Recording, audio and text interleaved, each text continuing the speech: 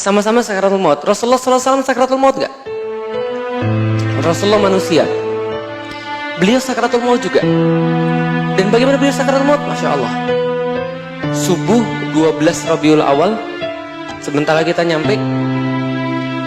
Rasulullah itu sudah sakit beberapa hari, pingsan beberapa kali. Ketika pingsan, kemudian bangun, pertanyaan beliau, ini sudah masuk waktu sholat. Sudah ya Rasulullah. Perintahkan Bilal untuk azan, perintahkan Abu Bakar jadi imam manusia. Pingsan lagi, kemudian sadar lagi, nanyanya apa? Sudah masuk waktu sholat. Sudah ya Rasulullah. Perintahkan Bilal untuk azan, perintahkan Abu Bakar jadi imam sholat. Aisyah datang, ya Rasulullah, Abu Bakar ini adalah orang yang sangat halus sekali menahatinya. Jangan suruh dia. Kalau dia nanti jadi imam sholat, dia pasti nangis sehingga dia nggak bisa membaca Al-Quran. Rasul pingsan lagi. Kemudian ketika bangun, sudah suruh Abu Bakar jadi imam sholat. Aisyah kemudian berkata, jangan Rasul, coba cari yang lain saja. Kalian ini seperti sahabat-sahabatnya Nabi Yusuf. Suruh Abu Bakar jadi imam sholat. Jadi imam sholat. Kemudian subuhnya itu Rabiul Awal, para sahabat sholat bersama Abu Bakar. Rasulullah mengintip dari balik kemudian tirai. Setelah kemudian beliau bisa mengumpulkan kekuatan untuk berdiri dan bergerak. Andaikan ini adalah kemudian mihrab, taruhlah di sini ada Abu Bakar, rumahnya Rasul di situ, dekat sekali. Dari situ diungkapkan kemudian tirainya. Rasul melihat para sahabat tertawa. Kemudian para sahabat kemudian melihat Rasulullah SAW. Kemudian para sahabat kemudian melihat Rasul, kemudian merasa senang. Hampir sholat mereka kemudian terganggu dengan itu. Abu Bakar mundur, mempersilahkan Rasul jadi imam. Kemudian Rasul kata tidak, maju. Setelah itulah datang sakaratul maut. Aisyah berkata, Rasulullah SAW meninggal pada waktu giliranku di rumahku, di pangkuanku. Dipangku oleh kemudian Aisyah. Kemudian beliau kemudian keringetan semuanya, minta air. Kesinilah air. Ini panduan ya, siapa tahu nanti ada yang mau jadi jenazah ya, Masya Allah. Minta air. Diambil air itu kemudian di tangan Rasul, diusapkan kepalanya oleh Aisyah. Aisyah kemudian mengusapkan kepalanya. Kemudian Rasulullah agak segar. Kemudian setelah diusapkan pada kepalanya Rasulullah SAW, kemudian datanglah kemudian Fatimah. Kemudian Fatimah berkata begini, wahai ayahku, kok kamu ini kelihatan susah banget nih, ada apa? Rasul berkata, ini racunnya sudah mulai masuk dalam badan saya.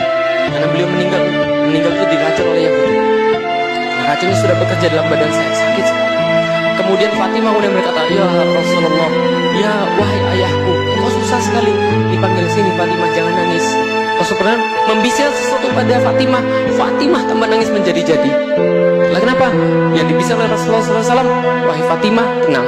Setelah ini bapakmu tidak akan lagi sengsara. Setelah ini bapakmu tidak akan merasa sakit.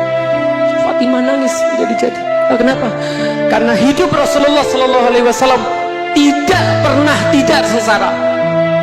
Tidak pernah tidak sengsara. Maka Fatimah mendengar, andaikan bapaknya bilang hidup ini tidak akan lagi sengsara setelah ini, berarti sudah selesai hidupnya Rasulullah. Fatimah menangis menjadi-jadi. Rasulullah sini, saya bisikan lagi. Ketika dibisikkan, Fatimah tertawa. Lalu kemudian Aisyah bertanya, apa yang dibisikkan oleh bapakmu? Maka kemudian Fatimah menjawab, bapakku berkata, dalam bisikan yang kedua, Fatimah, sudah tidak apa-apa. Setelah ini engkau adalah keluarga saya yang pertama menyusul saya pada surganya Allah. Fatimah ketawa. Lah kenapa? Aku cepat bersatu dengan Rasulullah bapakku. 6 bulan setelah Rasulullah meninggal, Fatimah meninggal. Sebagaimana sabda Rasulullah SAW. Kemudian setelah kemudian mengatakan seperti itu, kemudian berada di pangkuannya kemudian Aisyah. Lalu kemudian Aisyah kemudian mengambil tangan Rasulullah SAW, menaruh pada dadanya, kemudian berkata, ya Rob, hilangkan sakit pada suamiku ini. Ya Rob, hilangkan sakit pada Rasulullah. Kemudian Rasul kemudian mengesampingkan tangannya Aisyah, lalu kemudian mengangkat tangannya ke atas, ila rafiqil a'la. Ya Allah, kami minta kepada tempat yang tertinggi, ya Allah, kepada kekasihmu yang paling tinggi, ya Allah, kami minta tempat yang tertinggi. Maka kemudian pada saat kemudian tangannya turun, wafat, sakaratul maut. Rasulullah SAW juga mengalami itu. Kita semua mengalami itu. Bagaimana rasa sakaratul maut, Bapak Ibu sekalian? Masya Allah. Bayangkan begini, kalau andaikan seluruh tubuh kita dari atas sampai ke bawah itu isinya ruh semua, maka yang kemudian membedakan antara anda dan mayit adalah ruh. Betul begitu? Coba lihat, mayit punya kaki, mayit punya jantung, mayit punya segala-galanya, tapi dia nggak bisa hidup. Dia jadi mayit, dia busuk. Lah kenapa kita nggak pernah busuk? Karena kita ini adalah masih punya ruh yang membuat kita tetap berjalan. Bisa difahami teman-teman sekalian? Coba bayangkan, pernah keiris tangan? Pernah keiris tangan? Tangan keiris, jatuh dagingnya. Itu busuk atau tetap tumbuh lagi? Busuk. Kenapa bisa busuk? Karena rohnya hilang. Bayangkan, kalau hilangnya roh itu, hilang roh segitu aja, jatuh kemudian jadi busuk. Itu sakitnya kayak tadi. Bayangkan kalau roh itu hilang dari bawah sampai ke atas. Coba bayangkan, apa yang duluan? Kaki. Lalu sampai ke naik ke paha, sampai ke tenggorokan. Ada ayatnya, ada. Kalla idza balaghatit taraqiya wa qila man raqa. Coba bayangkan baik-baik, ketika nafas itu sampai tenggorokan, lalu berkata manusia pada hari itu, siapa yang bisa menyembuhkan saya? Gak bisa. Wa dhanna annahul firaq. Dan dia tahu pada hari itu dia sudah akan kembali pada Allah, membawa amal-amal apapun yang dikumpulkan. Semua amal-amal itu kemudian terasa oleh sudah di sini tenggorokan ini. Tadi sampai di sini selesai.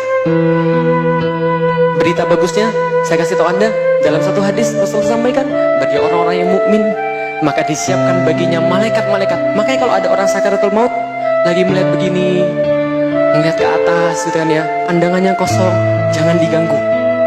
Nah kenapa? Dia lagi melihat sesuatu yang Allah janjikan pada dia, apapun itu. Bagi orang-orang yang beriman, dia melihat apa? Dalam satu hadis dikatakan, malaikat-malaikat turun kepada dia dalam bentuk wajah yang bercahaya, dibariskan sejauh mata memandang. Maka Rasulullah ketika sebelum meninggal melihatnya ke arah satu ujung, kata Aisyah, melihatnya jauh sekali.